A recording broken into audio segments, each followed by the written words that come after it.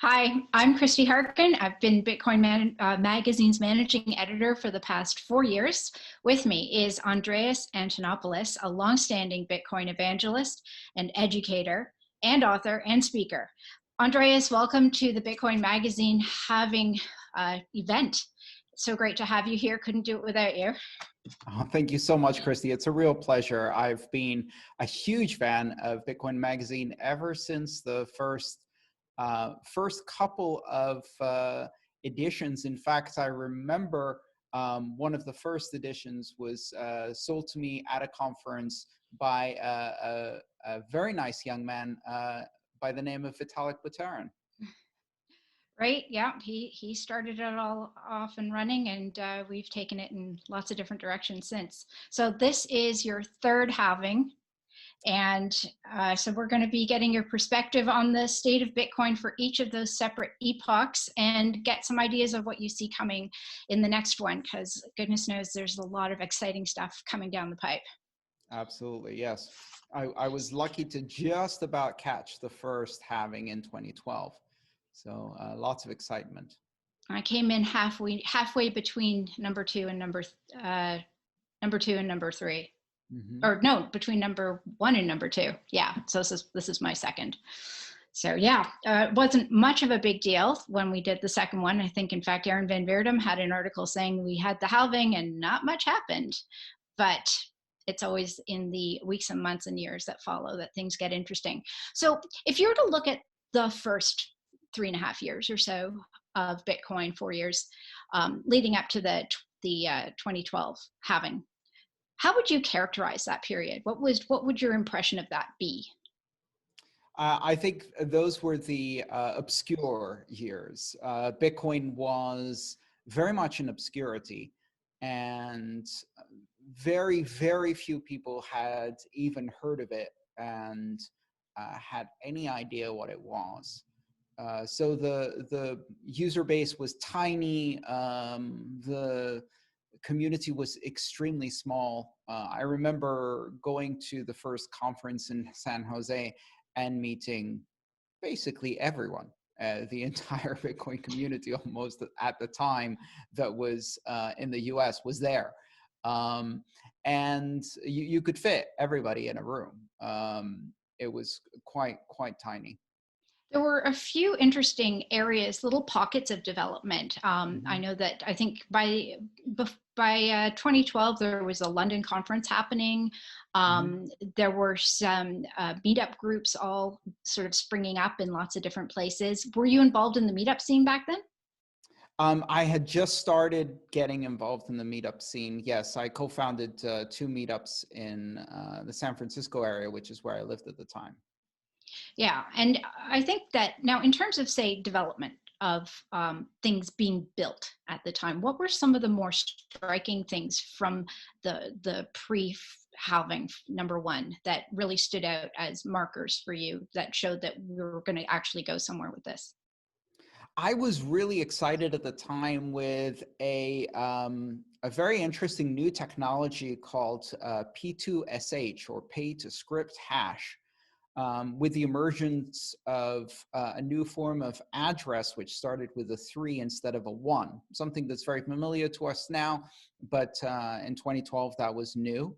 Until then, the types of scripts that you could put into Bitcoin transactions were severely restricted. So there was a fundamental test that occurred in the system for standard scripts. There were a few standard scripts that were, let's say, approved by the consensus rules. So after the initial launch of Bitcoin, developers went in and they identified a few bugs that Satoshi had overlooked, some edge cases, some difficult scenarios that could emerge. And in order to protect against certain types of bugs, the code was changed and the Bitcoin script was restricted, with a lot of the kind of more exotic capabilities disabled and this number of scripts allowed limited. And so by 2012, that started opening up, and things like multi-sig really started to expand at that point. So you could do some really interesting things with multisig, as well as more complex scripts started becoming possible. And when you say that those kinds of developments really opened up things like multisig, why was that important? Why did that make Bitcoin more usable and have more potential? Well, because when the primitive building blocks that are in the script language are expanded, it starts kind of tickling the creative brains of people who are thinking about these things, and they gradually come out with some really strange, radical, and exotic ideas that then take years to come to fruition, but eventually become very important innovations. So, for example, the use of the op return parameter to be able to embed small amounts of data, which created the possibility of the first second layer capabilities, colored coins, counterparty, Omni or Mastercoin as it was called at the time, which then gave people like Vitalik Buterin the idea of making more expressive scripts that led to Ethereum. A lot of people don't know that Vitalik started trying to build Ethereum as a layer on top of Bitcoin using the Mastercoin layer. All of those capabilities opened up with the opening of the script types in 2012. So, so the door opened then, and then the innovations continued to trickle out. SegWit and its possibility of being implemented as a soft fork in 2017 was based upon some of the peculiarities of the script language. The Lightning Network, which appeared as a fully fledged idea with an implementation design effectively 2 years, 3 years later, was based on the capabilities of complex scripts and multisig at that time. So it takes a while for primitives to become fully fledged ideas and for people to build interesting things with these building blocks, and then for those ideas to become workable code and then deployed networks and then finally features in user wallets. But those of us who are paying attention and kind of can see where things are going, when we see these doors opening at the primitive layers of the protocol, can kind of see where that might lead. And so start imagining new things. When I was thinking about the first epoch, I started thinking, like, if I had to sort of put a chapter heading on it or something, I was thinking something along the lines of, what is this? Bitcoin, what is this? And what can we do with it? And when we look at sort of the timeline of things that did happen, you know, we're getting first experimentations with exchanges. We get our first couple of bubbles. We get experimentation with different forms of wallets, and you get the HD wallets starting to come in and how that opens everything up. So there was a lot of the whole, like, you've just got a brand new toy, but you don't know what to do with it yet. And then following the second, in a way, the halvings are kind of arbitrary benchmarks, if you like. It's all coded in, and one thing doesn't necessarily lead to the other, but it's a useful parameter, I think, for us to think of these discrete sections as milestones, and what can we say about the periods in between. So the second one I was thinking of in terms of, so from 2012 to 2016, sort of as an experiment, build, and break section.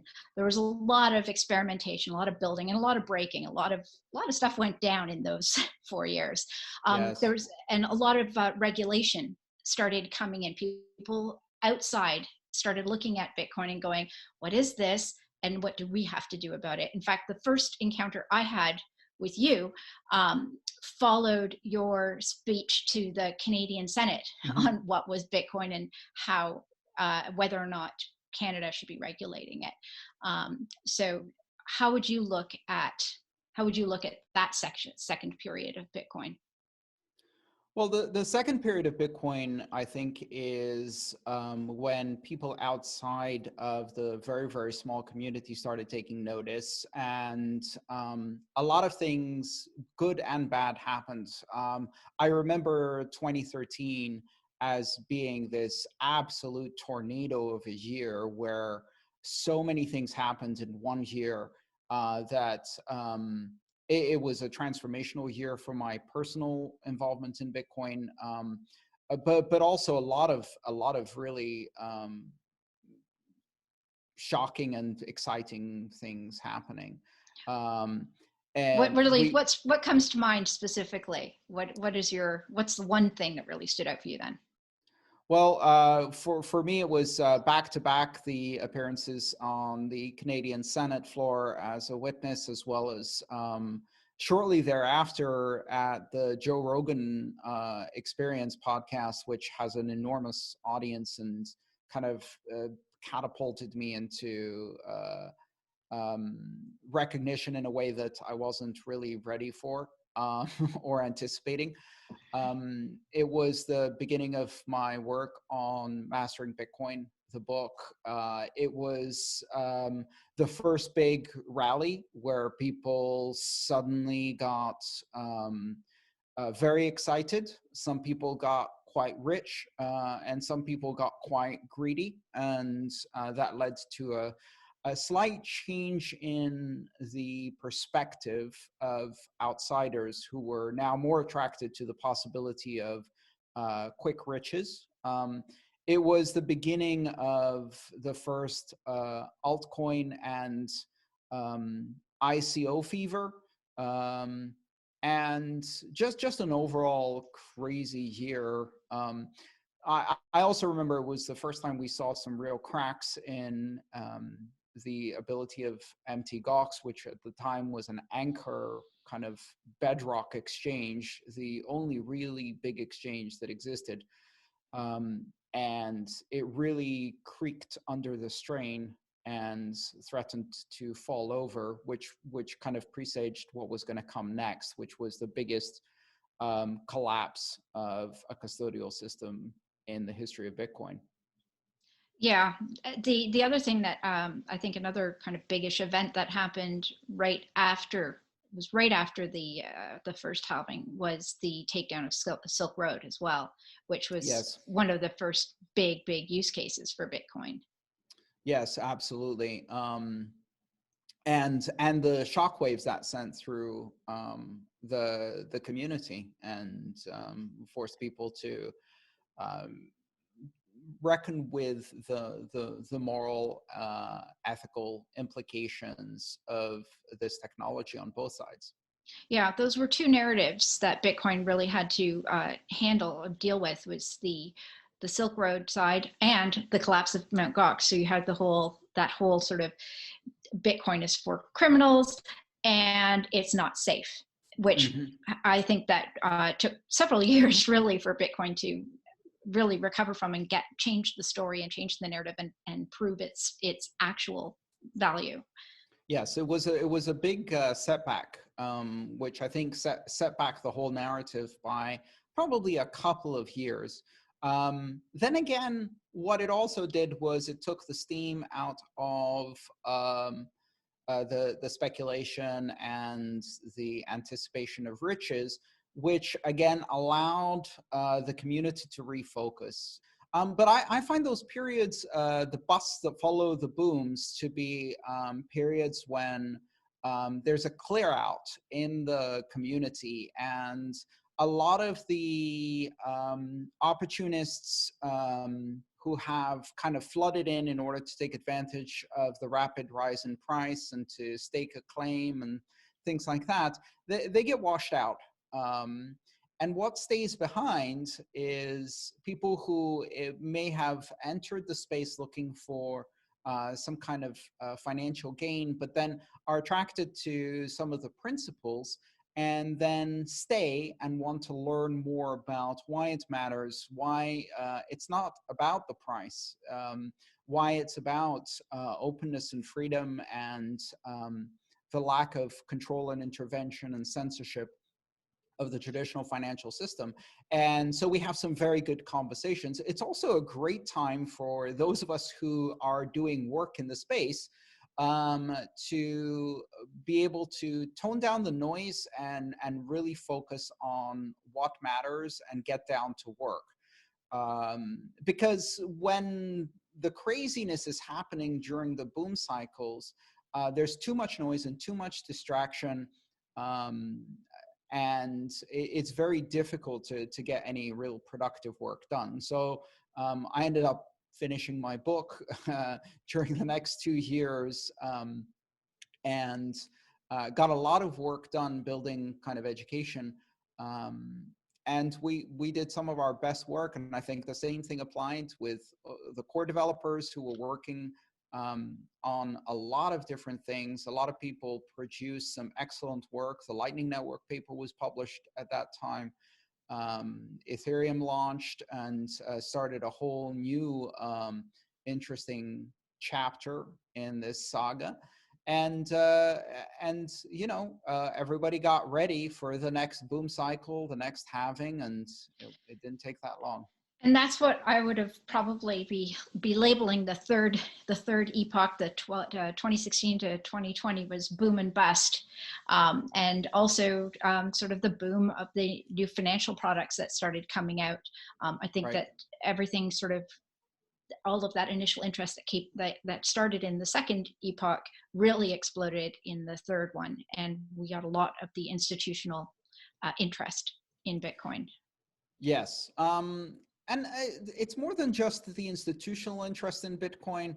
I think one of the things that happened that was really interesting is the second altcoin and ICO season, because everybody remembers the altcoin and ICO season in 2016, 2017, but most people forget that the first one happened in 13 and 14.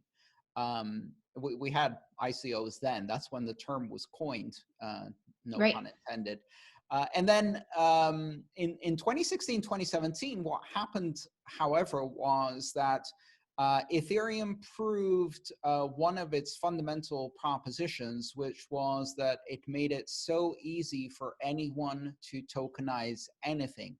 And with that came the double-edged sword that it made it so easy for anyone to tokenize anything that everyone tokenized everything, including things that shouldn't have been tokenized, and outright scams. And we had a much bigger second round of altcoins, tokens, and ICOs.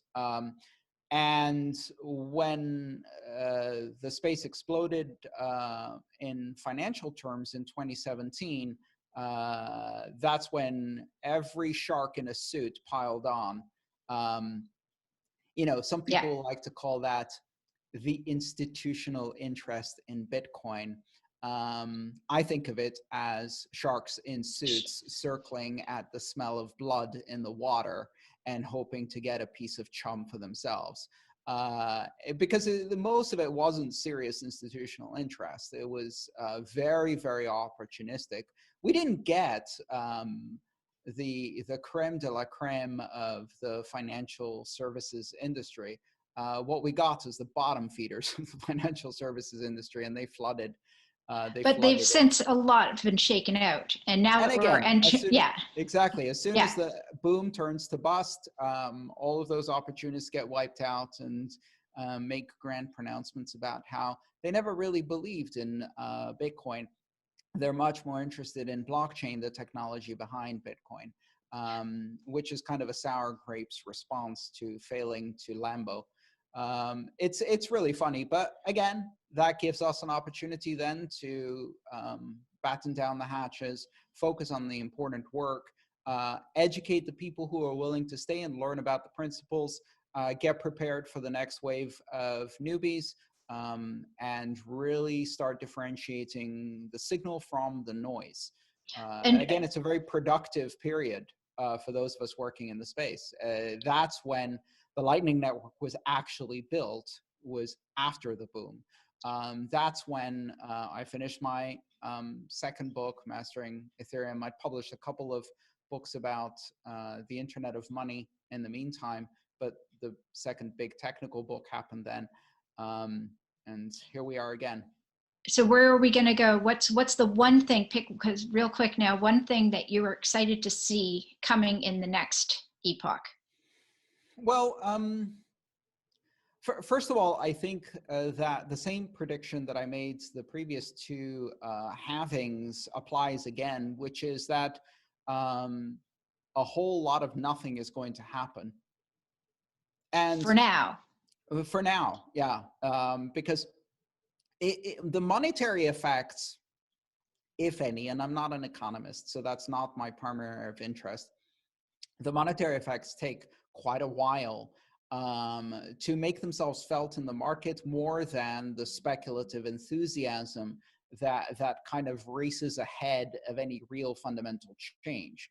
So what we're seeing now is this kind of frothy excitement that doesn't have much substance to it, but that is overwhelming any possibility of getting some kind of signal from the market fundamentals.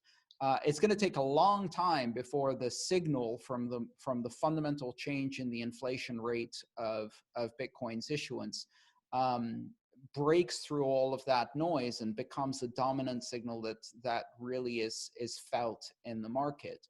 But markets aside, what is exciting to you about what's going to be coming in the next couple of years?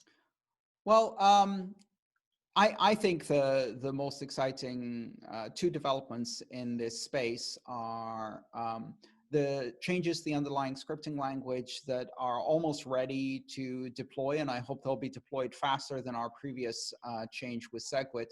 And those are Schnorr signatures, Taproot, and TapScript that come as a package of changes. Those open up, again, it's, as I mentioned before, as in the first era, they open the door, they create new building blocks on top of which a lot of exciting things can be built.